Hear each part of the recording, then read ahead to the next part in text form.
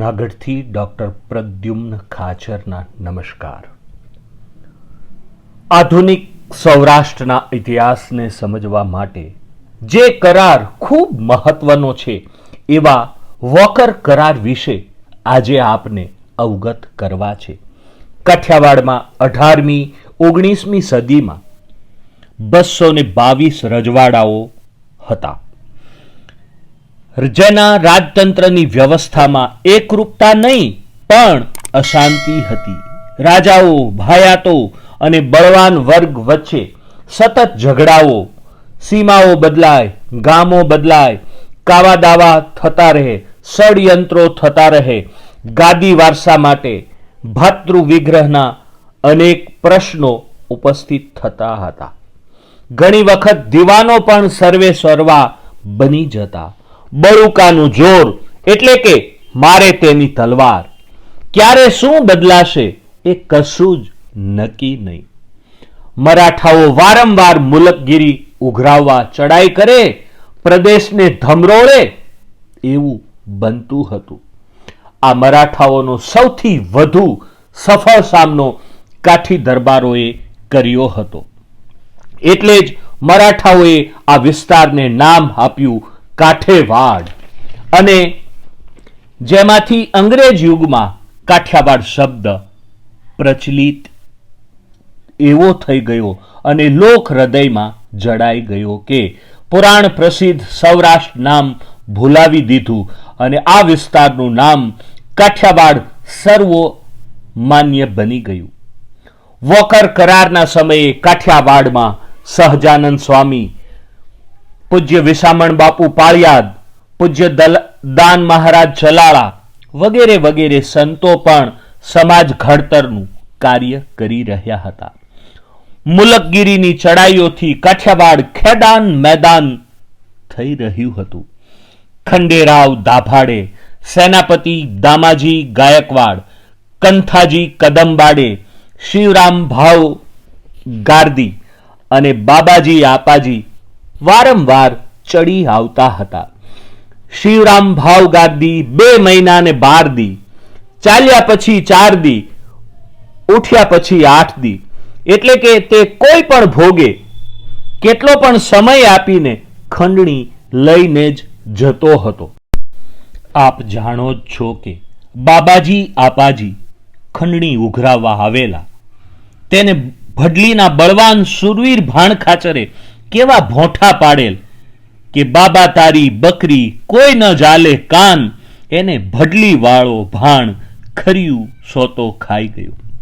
આ બાબાજી આપાજી પોતાની સાથે એક બકરી કે બોકડો રાખતા, જેને સૌ રાજાઓ, તાલુકદારો એના ઉપર કંઈ સોના ચાંદીના દાગીનાઓ ચડાવતા, જેને ભાણ ખાચરે આ રીતે પકડી પાડેલ અને બાબાજી આપાજીનું જે કંઈ અભિમાન હતું એ ઓછું કરવાનો પ્રયત્ન કર્યો હતો।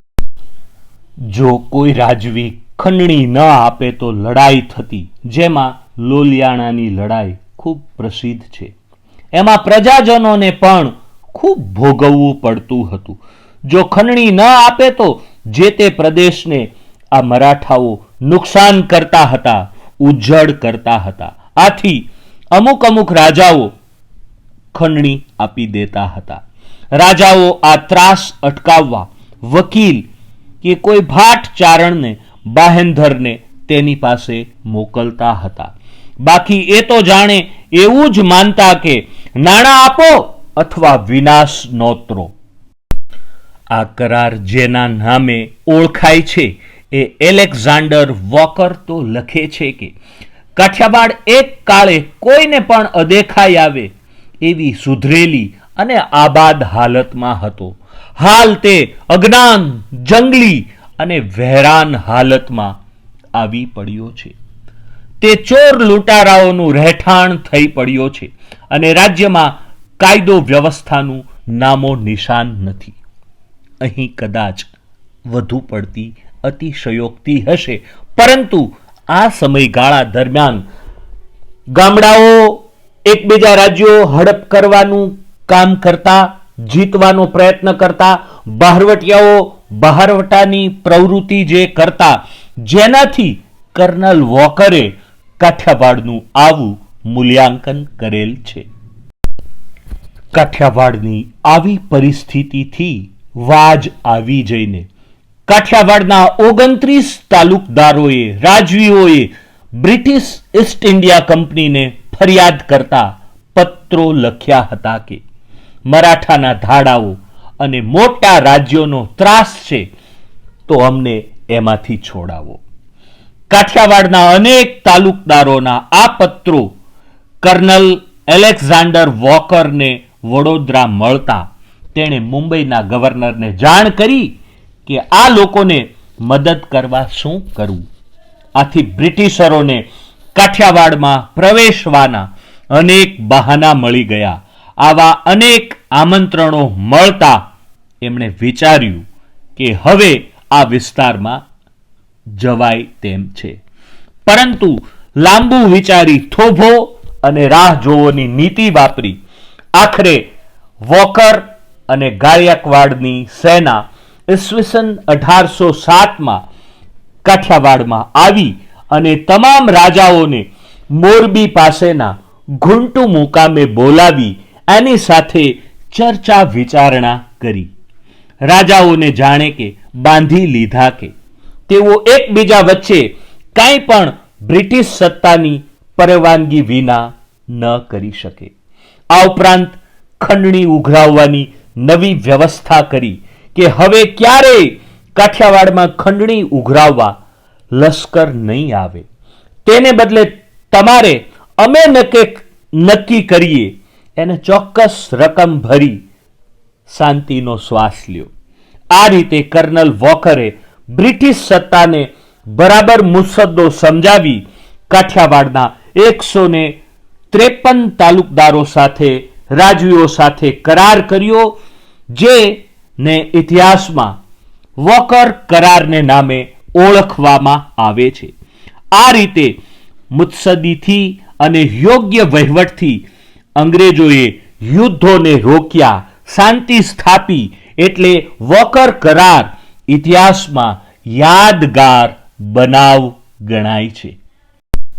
વોકર કરારની કાઠિયાવાડ ઉપર કેવી અસરો પડી હતી જે આપને સંક્ષિપ્તમાં સમજાવું છું.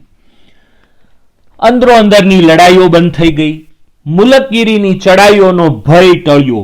વગર ખર્ચે ખંડણી એકત્ર થવાથી નાણાંનો બચાવ થયો.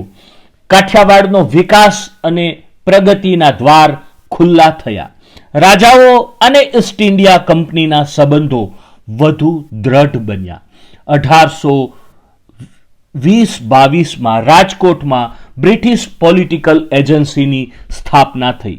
સ્વતંત્ર સત્તાઓને બાંધી લીધી. કાઠિયાવાડમાં અંગ્રેજો સર્વે સર્વા થઈ ગયા. એટલે આ કરાર અંગ્રેજો અને પ્રજાજનોને આશીર્વાદ રૂપ નીવડ્યો અને નકામું જે લોહી રેડાતું હતું જે બંધ થયું.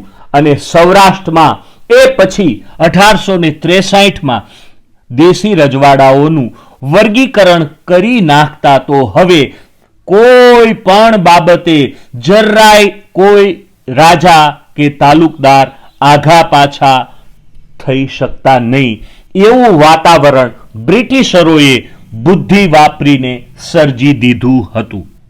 આપને ઇતિહાસ અને સંસ્કૃતિમાં રસ હોય તો આ ચેનલ સબસ્ક્રાઇબ કરી આ બેલ આઇકન દબાવો, જેથી કરી આપને નવા વિડીયોના નોટિફિકેશન મળતા રહે.